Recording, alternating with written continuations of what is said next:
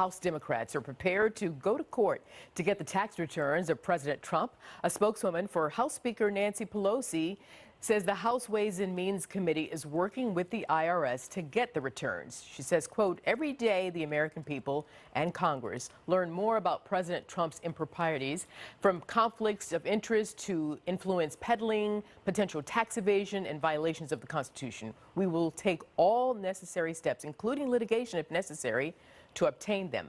Republican Congressman Andy Biggs firing right back.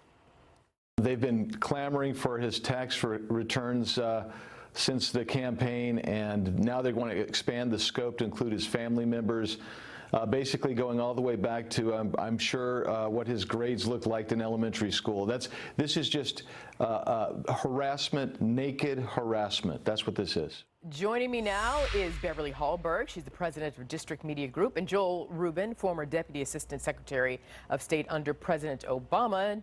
Thanks to both of you for being here. Thank you. And Joel, you're going to go first. I want to ask you, is that the right move? Should House Democrats go to court if President Trump does not comply and submit his tax returns? Oh, absolutely. And President Trump has already said he would release his tax returns, and he hasn't done it. And the question has to be asked, what is he hiding, and why does he not want to do what other presidential candidates for the past 4 decades have done? And right now, we're in the midst of 2 major controversies, especially since the Michael Cohen testimony. The first is, was he inflating the value of his properties? Is he a tax cheat? And then the second one is, what are his foreign entanglements? We don't know the answers to these. It's past time to have transparency. He asked for transparency in the past. I don't see why he doesn't do the same for himself. Well, you know, the release of tax returns did not become commonplace for presidential candidates until Richard Nixon. And since Nixon, every candidate who won the presidential election released their tax returns up until President Trump. So is it harassment, as Representative Andy Biggs of Arizona is saying, or is it a legitimate request, Beverly? Well, I don't think we should use Michael Cohen as a legitimate source on whether or not Donald Trump should release his tax records. I did not, but I posed the question. I gave you some factual information. That is how I posed my question. Well, I'm referring to what Joel was saying earlier. And when it comes to whether or not Trump is legally obligated to do so, he's not. Now, what I wish Democrats would do, because first of all, we do have the alleged Russian collusion. Now there's alleged tax fraud. I actually think they should attack Trump in the good old-fashioned way, which is try to vote him out of office. So when it comes to the 2020 election, I think what would be better for Democrats is to put somebody up on the ticket who can actually beat him, instead of saying that any public official, even as high as the president, has no right to privacy at all. Joel? Well, it's not a right to privacy question. He wants to be our commander-in-chief. He wants to sign bills about our personal taxes, and this tax bill, this tax fraud, recently a lot of Americans are finding they're paying higher taxes than he promised. We are electing a person to be our public leader. They need to tell us who they are. We should not be wondering if a foreign government has leverage over them. We should not be wondering if they've cheated on taxes and cheated the American people out of legitimate revenue. And the fact that he's not answering the question, that he hasn't done what 4 decades of candidates have done, implies he's hiding something. Why doesn't he just clear the air? Why doesn't he just tell us what he has, what's to hide?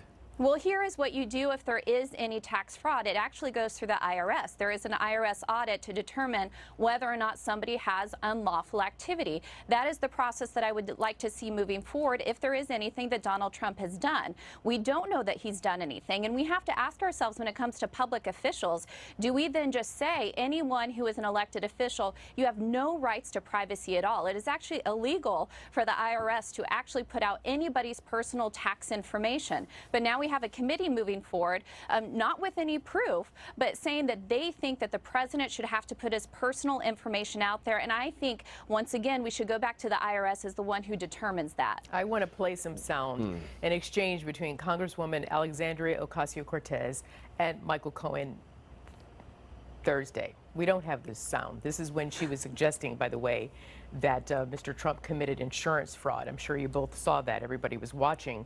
And Beverly, do you have thoughts on when you saw that exchange at first?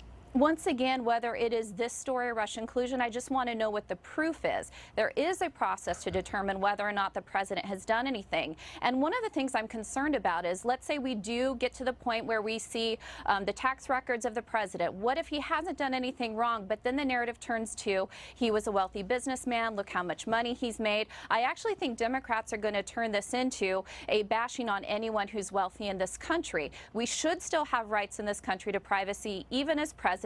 And I think the Democrats want to use this to their own political advantage. Joel, how much do Americans care about what Speaker Pelosi refers to as President Trump's improprieties, and how much do those alleged transgressions affect the president's ability to run the country? Well, I think Americans care deeply about whether or not the people that they elect are representing them well, that they are honest, that they are transparent, and we aren't getting that. Tax returns are the best way to understand an individual's fitness for office in terms of their personal interests and their honesty. No, Beverly, wait, please. Let me finish. Public servants, it is legal, first and foremost. It is legal for him not to. It is legal for this Congress to get his tax returns. It is legitimate for the American people to know what President Trump's dealings are and have been. It's clear that he has misrepresented and lied about his engagement with the Moscow Trump Tower project. We don't know. Why doesn't he clear the air? Why is President Trump? Wait, Beverly, let me jump in here. You're literally interrupting each time I'm trying to communicate. Every instance where the president says something about what his personal business interests are, he could easily clear the air by doing what every other presidential candidate has done for the past 4 decades, and he refuses to do so. So why?